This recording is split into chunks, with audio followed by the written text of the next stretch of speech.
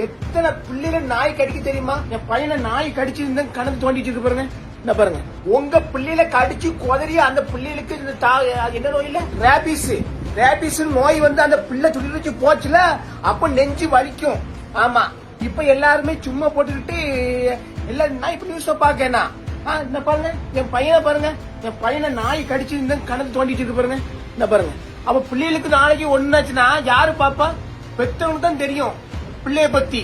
சும்மா போட்டு நாயை வளர்க்கணும்னா நீங்க உங்க பாட்டு வீடை கட்டி நல்ல சூப்பரா காம்பவுண்ட் சோறு போட்டு உள்ள அப்படி தெரு நாய் எல்லாத்தையும் போட்டு உள்ள வளைங்க சோற போடுங்க. தலைநகர் டெல்லியில இருக்கக்கூடிய நாய்களை பிடித்து அவற்றை காப்பகங்களில் அடைக்க வேண்டும் அப்படின்ற உச்ச நீதிமன்றத்தின் உத்தரவை கண்டித்து நாடு முழுக்க இருக்கக்கூடிய சில நாய் பிரியர்களும் சில சமூக ஆர்வலர்களும் தங்களோட போராட்டத்தை வலுத்துட்டு வரக்கூடிய நிலையில ஜிபி முத்து நீதிமன்ற உத்தரவுக்கு ஆதரவளித்து தனது விளக்கத்தோட ஒரு வீடியோ வெளியிட்டிருக்காரு.